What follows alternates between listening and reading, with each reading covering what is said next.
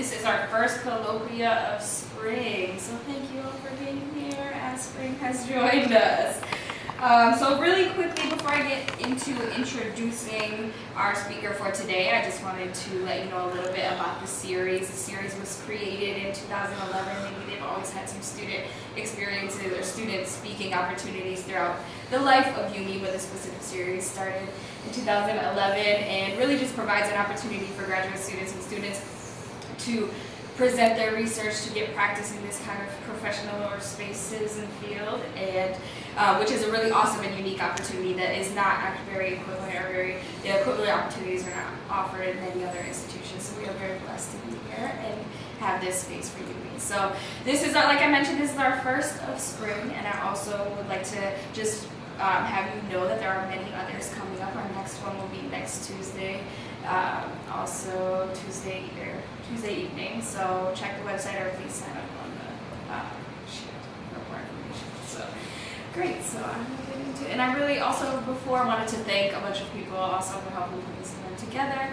So thank you to Dr. Ernest Morel, to Veronica Holly, to Sandra Alvaro, for Barry Goldenberg, to Christina Chase, and many other people that just helped make this happen too. So thank you. I'm going to get into introducing our speaker.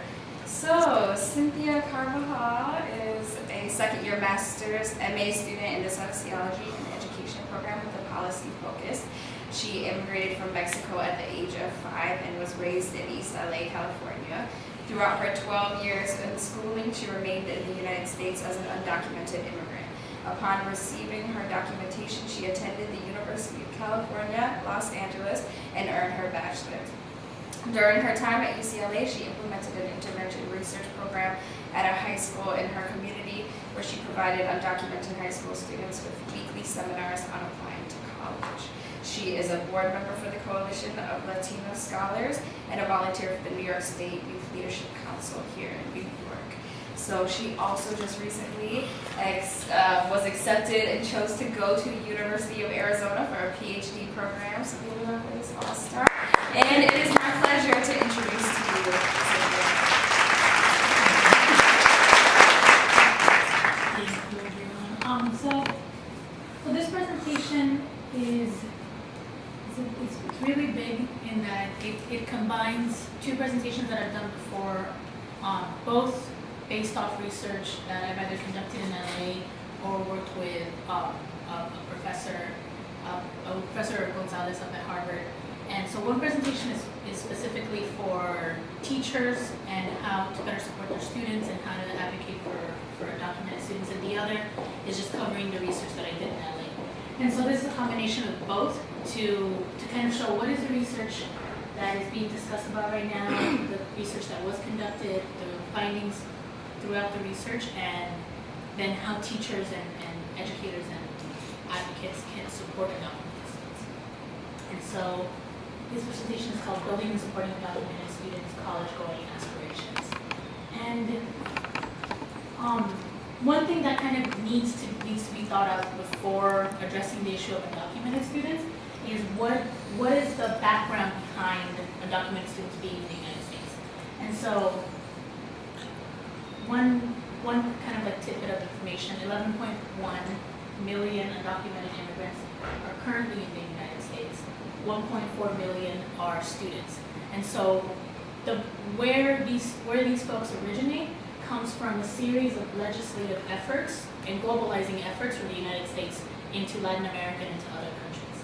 So NAFTA, the North American Free Trade Agreement, being one of them. Maquiladoras, which is a program that encouraged women migrants to come to Tijuana and other border states or the border cities to make clothing for much cheaper prices while living in unsafe and unsanitary conditions in order to support the economy of the United States. Bracero program, similar, but with men. Men were brought over to work in the fields, but then were deported and told to leave once the field work was over. And so these kind of programs will push people to come to the United States. And so undocumented students have a median household income of $30,000 across the board. And so that's something to also look at. Like, despite these folks coming in and working and providing for their families, they still live below the poverty line. And the effect that all of this has on students is that they have disproportionate graduation and college attendance rates.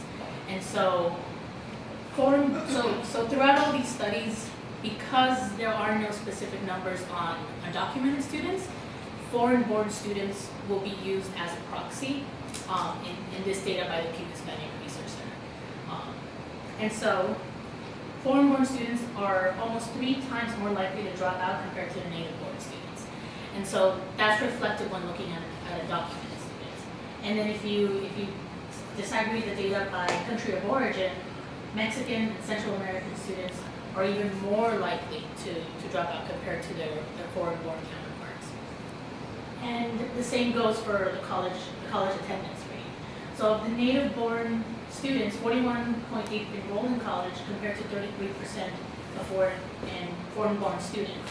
But Mexican and Central American immigrants were almost 4 times less likely to enroll in college and almost 3 times less likely compared to the rest of their foreign-born counterparts. So with maquiladoras, NAFTA, and all these other legislative efforts affecting Latin American countries, that impact continues into undocumented students that are in the United States from those countries. So those numbers aren't reflective of other countries such as the Middle East or Southeast Asia, although South and East Asia should also kind of be separated because of also globalizing efforts in those countries. And so with looking at this history and having that framework in mind of what the students are coming in with and what they're struggling with and what their families have dealt with, when you look at education, these numbers are shocking, but they make sense because of it. So 49% of undocumented students drop out. And so these aren't proxy numbers. These are the numbers that are found by looking at high schools, looking at college counselors. Half of undocumented students will drop out compared to the national average of 11% of students. Which means that of the 1.4 million students that graduate from high school each year, of the 1.4 million undocumented students, only 65,000 graduate from high school each year. Of course, 1.4 also includes middle school, it includes elementary school. But 65,000 undocumented students graduate from high school each year. But only 7,000 to 13,000, only 7,000 to 13,000 actually enroll in college. That's community college, 2-year institution, or 4-year institution. And those numbers are 5 to 10%. So the numbers are low, and they continue to, in the past 5 years, those numbers haven't changed. Even with DACA, with DREAM Act, the numbers still remain the same. And so it's also important to look at the legislation that is currently in place to support or to hinder undocumented students. So first and foremost, Plyer v. Doe stated that states cannot discriminate against undocumented students. So it made K-12 education a right for everyone regardless of immigration status. The only problem is that while there is no federal legislation that bans undocumented students from enrolling in college, there's also no legislation that supports them going into college, taking into consideration their median household income, their educational situation of where they may have been stratified. And so Plyer v. Doe plays that foundational role of supporting students from K through 12. The federal DREAM Act permits immigrant students to, the federal DREAM Act was initiated to support undocumented students who fit into the Dreamer paradigm. So students who did well in high school, went on and are planning on going on to college or going to the military. And it supports them to receive financial aid. It supports them to eventually obtain a permanent legal status. And so this legislation has been put on the bill several times through the Senate and through the Assembly. It's passed through the Senate once, but then it was killed in the Assembly. And so that it's been reinitiated over and over again and it still hasn't passed. The other unfortunate thing about it is that as it's written now, the majority of students who have been advocating for it will no longer qualify. Mm-hmm. So it needs to be rewritten and it needs to be reworked before it's introduced again. And so what that kind of does because the federal Dream Act would also eliminate any provision that penalizes institutions for providing in-state tuition for their undocumented students. What states do now is that they make a state Dream Act. And so the state Dream Act allows undocumented students to pay in-state tuition. And as of now, only 18 states have passed the Dream Act, their own individual Dream Act. So it's a little hard to read here, but of the of the 14 states that have passed the Dream Act,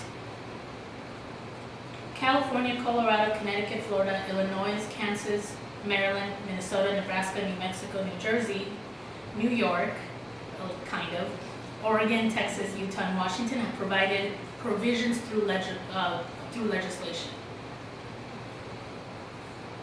But the remaining two, Oklahoma and Rhode Island, provided it through Board of Regents decisions. And so it's not a state mandate, it's the Board of Regents of the school saying that undocumented students can receive in-state tuition. In addition, Hawaii and Michigan's Board of Regents have also passed similar policy to allow undocumented students to be eligible for in-state tuition. In addition, 4 states, Texas, New Mexico, California, and Washington, have passed legislations to make undocumented students eligible for certain types of aid.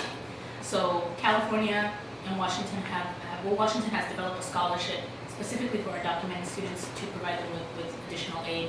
California and Texas and New Mexico have done the same. However, Arizona, Georgia, and Indiana prohibit undocumented students from receiving in-state tuition. So it's banned in the state. Furthermore, South Carolina and Alabama ban undocumented students from enrolling in public post-secondary institutions.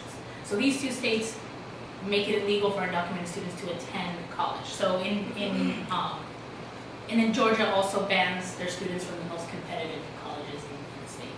And so students have made measures to support their education. So in Alabama, Dream College was established where students met in a undisclosed location and were taught by professors at the University of Alabama.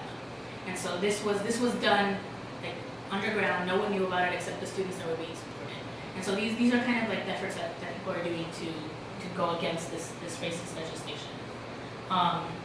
North Carolina attempted to ban undocumented students from enrolling in community college, which is probably it's of the 3 institutions, community college, 2-year and 4-year, it's the ones that undocumented students tend to attend most because it's cheaper and it's a quicker gateway to 4-year institutions. So they attempted to ban, but they are permitted to enroll if they have graduated from North Carolina high school and are able to pay out-of-state tuition. So there's still too many barriers to support students to attend a university in North Carolina. And what's interesting about North Carolina is that in the past 10 years, I think, the population of immigrant students has increased by 200%. Mm-hmm. So this is becoming a new kind of new Arizona in a sense, where families are immigrating there, both documented and undocumented, because of the work the migrant work that's being able to be done there. And then now there's deferred action for childhood arrivals. So deferred action was initiated in August, and it offers opportunity for people under the age of 30 to work and to be protected from deportation for 2 years. So students must have entered before the age of 16 and have to be under the age of 30, a high school student, a graduate, or a veteran, and they have to pay a $465 processing fee. And so I included these charts to kind of combat the idea that only Latino students are benefiting from this. So the Asian share of potentially eligible DACA students are Asian. 10% are Asian. And kind of it's separated by the areas. Majority New York, in Queens and in Kings County. And 2% are Caribbean population, 5% are South American, and 3% are African. So there's more than just the Latino population coming in. It is the majority, but there are other folks that are not being properly supported because we're focusing on the Latino perspective. And so recently, President Obama passed the DACA expansion and DAPA, which DAPA stands for Deferred Action for Parents of American or Legal Permanent Residents. So DACA expansion, there's no longer an age cap, which is great because the arbitrary age cap of who qualifies left a lot of people out. They no longer have to reside from 2007, they can reside from 2010, which is also good because people necessarily didn't come before that deadline. And the renewal is now every 3 years instead of 2 years. And then DAPA provides the same type of support, but for parents. But only if they are parents of a U.S., an American-born or legally permanent resident. And so, the same qualifications, just that the child has to have been born before November 28, 2014, which is when it was announced. Because a Texan judge claimed that it was unconstitutional through court, it's currently in limbo of being passed, so no one can apply the DAPA or DACA extension, but hopefully that'll be fixed before May. But that's kind of the process that's happening. And so that's kind of the background information of what is currently happening with legislation, with what has happened in the background, and what is currently happening in education. So we have to look at what students are coming in with and what they're dealing with, what the barriers that they're facing. And so research has already been conducted on this, but as of late, students have been divided between college goers and early exiters. So college going students are undocumented students who fall under the dreamer narrative. So they're the valedictorians of the school, high GPA, college bound, perfect track record. Usually you hear about them in the media. Jose Antonio Vargas is one of them. He's a Pulitzer Prize winning journalist. And you hear also about valedictorian undocumented students in schools. But the early exiters, which are the ones that are not typically talked about in research or in the media, are undocumented students who are pushed out of high school. So they're labeled as bad students, and it's claimed that they don't engage in their education, they're not interested, but they're typically placed on a lower track, similar to other students who don't necessarily graduate. They're typically tracked into not being provided with adequate resources, to not being provided with counselors who will properly support them, and so. But we don't talk about these students. We mostly focus on the college-going students, and this needs to be talked about more because that's the 95% to 80% of students. The 90% of students who aren't necessarily graduating, going on to college, and who may not qualify for DACA, who may not qualify for the DREAM Act because because they're not attending college and because they don't have this perfect track record. And so. But what's important to note is that both of these students face the same barriers. It's just that they're tracked differently. So one student's on a positive track and the other one's on a lower track. And so students face the issue of legality. This was covered extensively by Professor Gonzalez at Harvard, and he addresses this issue of students can't participate in milestones into adulthood but are expected to be adults. So students can't drive, they can't get a job, but they have to get a job to support their family, or they have to act as a caretaker for their little brothers, sisters, or for their grandmother. Participation in academic opportunities is also barred because of their legality, so students don't necessarily qualify for federal programs. One example is the TRIO programs that are targeted for minority and low-income students, and they don't necessarily qualify for it because it's a federally sponsored program. Constant fear of deportation and fear of parental deportation. So those two remain constant even with DACA in place. The majority of students still fear deportation. Another barrier is their financial barrier. Students typically live below the poverty line, as kind of was already mentioned before. Students feel they can't afford college and are stratified into low-income housing, which typically falls under under-resourced schools with a high student-to-teacher ratio. The school culture and practice. So this label of being a troublemaker follows the students throughout their K-12 schooling. Stress and fear being mistaken for acting out. So a student may respond, may talk back to a teacher, but that that might be because their father was recently deported, or they're tired and they're falling asleep in class because they've been working several shifts. And so these students, because they're not engaged, are placed as troublemakers in the school. And so they're tracked into not attending AP classes or honors classes. And it also impedes on students' ability to form trusting relationships with their gatekeepers. So, so because the counselor thinks of them as a troublemaker, they can't trust their counselor to have faith in them. And so they can't confide in their counselor that they're undocumented, and so they can't talk to their counselor about how to apply to college. So it has a ripple effect on students' ability to go into college.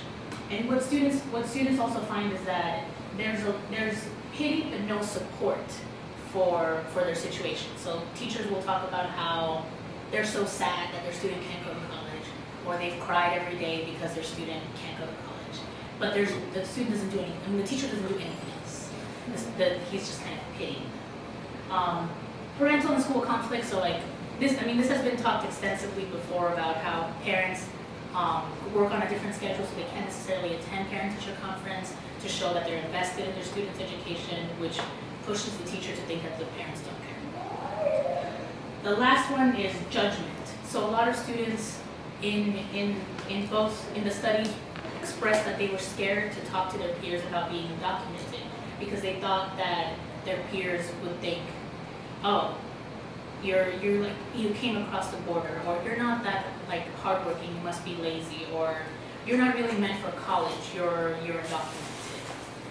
Which means they come from a different socioeconomic class, or they're portrayed a certain way in the media. And so that's where this idea of being illegal or being undocumented comes in. So when the word illegal isn't stumped down in schools, students perpetuate it because they're young, and so they just repeat what they hear. And so other students who are undocumented will internalize that and think of their being as being illegal. And that doesn't support their education, it only hurts it. I forgot to mention, Ortiz and Hinojosa talk in extensive about that, and Gonzalez talks about cultural practice. One thing that was found in the study I worked with one thing we found in the study we worked with is with English language learners that are undocumented, which isn't the majority, but is a portion of undocumented students, there is such a focus on mastering the English language that there's no consideration on going on to college. So they don't talk about college, just talk about mastering English. And so students feel left out. And the students that I interviewed, a lot of them talked about how they couldn't really focus, their teachers didn't really focus on them going to college or them applying to college, even though they were seniors in the high school, because they really wanted them to master English. So teachers have already tracked them into first figure out English and then you can go to college, or even a track of like, well, you don't really need to go to college because you don't even know English. But that still needs to be like delved into much deeper. But because of like the double vulnerability of this population, it's more difficult to do that. And so how can teachers support their students? So one is forging relationships, which should be at the foundation of understanding and supporting undocumented students. So undocumented students, because of their vulnerability with their legal status, their parents' legal status, their situation in school, it's important to forge these relationships while respecting the process. So teachers shouldn't be confronting their students, asking them if they're undocumented and if they need any help. But instead, respect that the student will come to you and talk about these issues, or make it visible that you are an advocate for undocumented students. So you can like talk about it in class in your curriculum, or you can put it on your computer as a sticker, or you can like put a poster of it in your classroom to show students that you are an advocate for them. So that you display advocacy and allyship, facilitate trusting relationships. So if maybe you don't know how to support your student as a teacher, connect them to someone who will. So a counselor may know more about how to support undocumented students and connect them to them. Or even connect them to students who have previously graduated. So one student in my recent study mentioned that she was connected to a previous valedictorian who was also undocumented, who went to Smith College, and so they talked about how she could go about the application process. how to talk about financial aid with the admissions process. Connecting them with people who have already gone through it is more beneficial than just kind of letting them deal with it on their own. But it should be grounded in this trust, because undocumented students are in a vulnerable state, and so they need to be supported in their process, and not necessarily the teacher's process. School structures are also something that would need to be combated in order to support undocumented students. So in one of the studies, students expressed a political disconnect. They felt that prior to finding out about how immigration works and why undocumented folks are in the United States and why they're not being supported, a lot of students felt that it was their fault that they were undocumented, and it was their fault that the country is in the state that it is. So kind of buying into this media rhetoric. Once the students learned more about immigration, they felt at ease about their status and about their situation in the United States. So that kind of political disconnect can be addressed through safe spaces. So similar to what I was saying before, advocating or displaying advocacy in the classroom, but also formulating dream teams at the schools. So it doesn't necessarily need to be called a dream team, because that falls under the dreamer narrative, and that's a limiting narrative. But it can be like so for example, in Arizona, the group is called Scholarship A to Z. So that in a place like Arizona, where it's very racially and xenophobic, the title Scholarship A to Z made it seem as if this wasn't an undocumented group. This was just a scholarship group. And so tactics like that can be used to make teams in the schools where students can talk to one another and support each other. An open door policy with your students to kind of encourage them to come to your classroom, talk to you after class, during lunch. And so other forms of school structures that impacted undocumented students were the application confusion as they're applying to college. So one way that can be mediated through the school is to have an application clinic. So in one school in Los Angeles, they hosted a DACA clinic for all the students. So it was just publicized, and people just came either in the community or in the school to receive more information on how to apply to DACA. And so that can be implemented in the schools to further show support, but to also provide them with resources. So it's that support and not just pity factor. And the transition. So a way that teachers can help is to support students in their discovery phase of their undocumented status. More so now, and depending on the state, students will either know they're undocumented or they'll find out when they apply to college.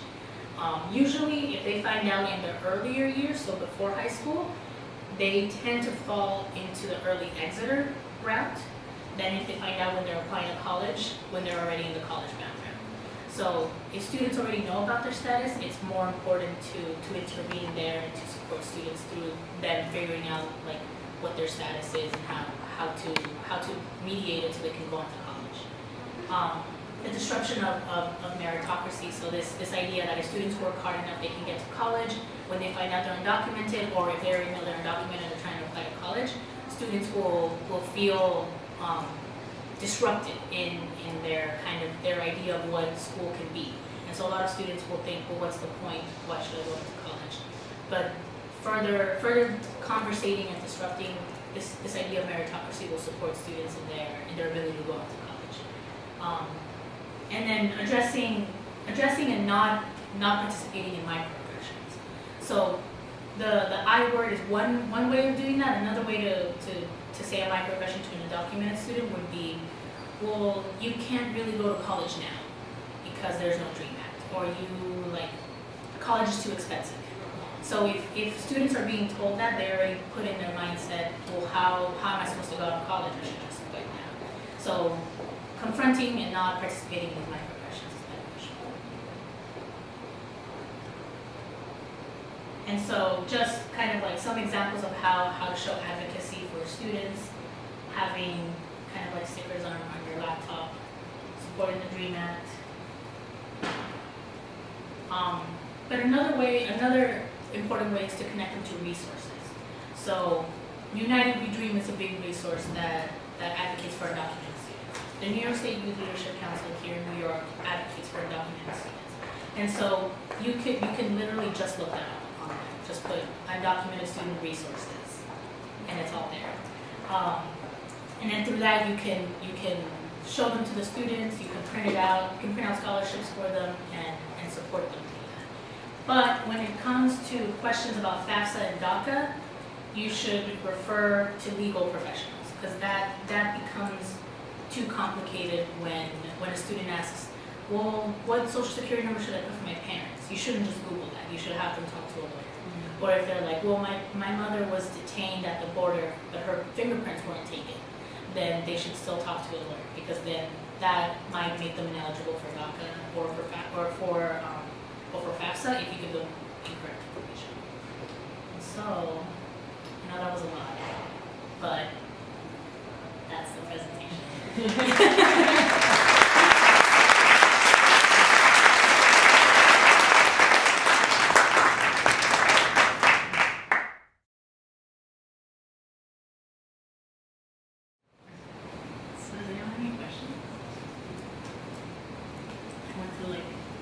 So now I know.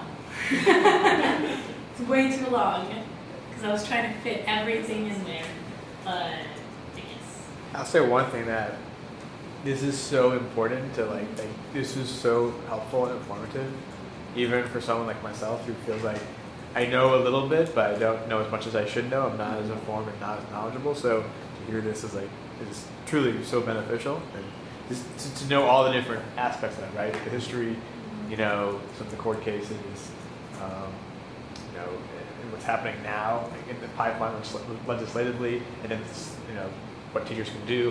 Because I've had teachers, what can I do, and to hear some ideas about that, and then to organizations to reach out to. So it's really, you kind of cover the whole gamut. It's like really, but it's so helpful to have that whole picture, because there's so much misinformation and lack of information. So thank you for sharing this. Thank you. No, this is I can't wait. I'm glad we have this on video, so other people can hear this, and because it's so condensed into a nice.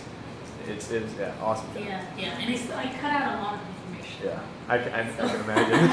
But it was kind of. This was awesome. Yeah, thank you. Absolutely awesome. But I have a question for you. So, it was towards the beginning of your presentation. Where do you get the numbers for the early exiters?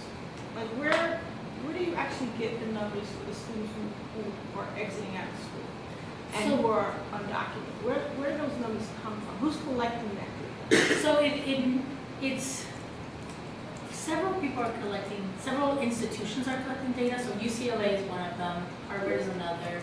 I think those are the two big ones that are collecting data. United We Dream collects a lot of data. So, but I guess it was probably, it overlapped a bit when some of the data that was used were proxies, and I mentioned the proxies of like foreign work students. But the other data is kind of, it's figured out through the number of undocumented students that are currently enrolled in college. And so looking at that number and looking at the 65,000 students that graduate, and then the 7,000 students that enroll, and then the 1.4 million students that are undocumented. And kind of figuring out like how many, like what are the age ranges? Okay, these would be in middle school. Age ranges for high school, these would be in high school. Only 7,000 enroll in college. How many of them didn't graduate? So it's figured out by various institutions, but like the numbers aren't exact because the numbers don't exist. And is there a national or a federal entity that's collecting it, and are those UCLA and Harvard entities that are collecting it, are they sending it to the national? I mean, No. No, there's not a national level. There's no national level. I think the only numbers that are now being collected nationally are for DACA. So, but that's only because students have to like fingerprint. Right. And I guess that makes sense that there are no federal numbers, because even with DACA, when I ask students what's missing in DACA, or like what don't you like about DACA, a lot of them will say, I don't like that the government has my information. Because once that renewal process is up, and a lot of students are going through that renewal process right now, they have like a couple of months window to apply and get DACA again. Otherwise, they're deportable again. And then because the government has that information, it's scary for the students to be like, well, like now they can't find it. So that's mostly why the federal numbers don't exist, because students are hesitant to give those numbers. But now that DACA exists, those numbers are probably collected more. Now that DACA will be implemented, those numbers are going to be collected more, and there'll be a lot more information. Scary information, but still information. For the work that you were doing with English language learners, one of the things you said was how some of these students are just told, oh, well, your English is not good, so don't even bother applying.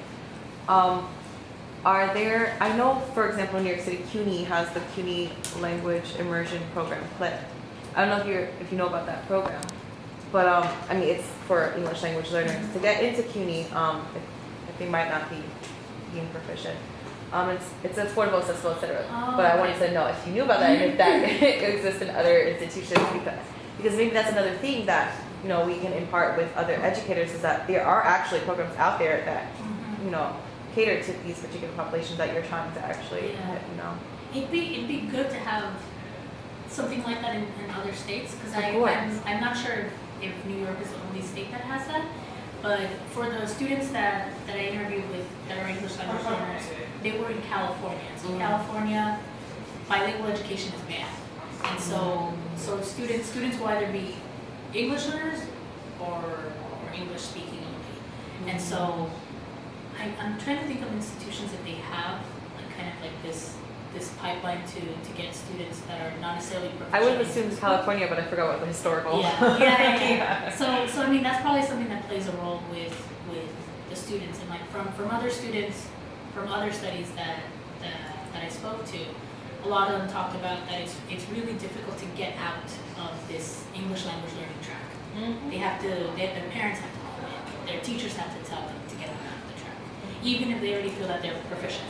And so like California is like a mess when it comes to like English language learners, but it's something like implementing something like that would support the students who may necessarily not be labeled as college going simply because they haven't supposedly mastered English.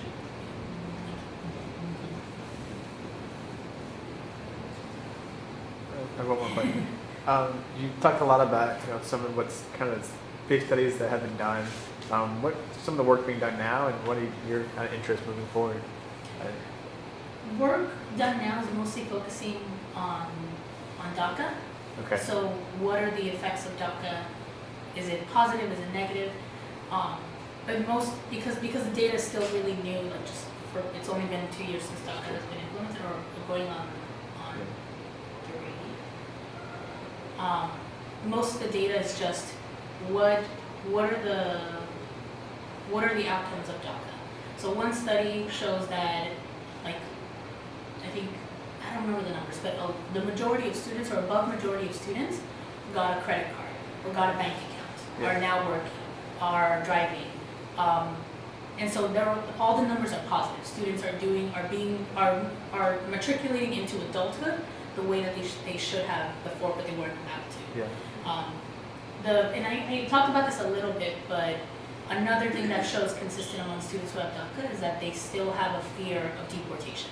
Yeah. So and that would probably be like a developmental aspect of growing up undocumented. Yeah. So you grow up with this idea that at any moment you can be deported, at any moment your parents can be deported.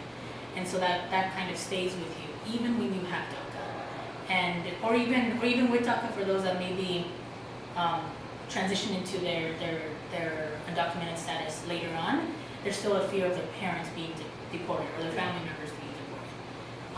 So that's mostly the studies that are happening right now, like what is happening with DACA and how is that. But I will say that the majority of studies are focusing on higher ed. So students who have already made it to college, and like kind of how they're navigating higher ed, what are some resources that need to be implemented in like universities and in colleges to support students, but not enough work is being done on students currently in K-12, and like how teachers can support them or how advocates can support them. And students that are not in higher, and people who are not in education at all. Yeah, exactly.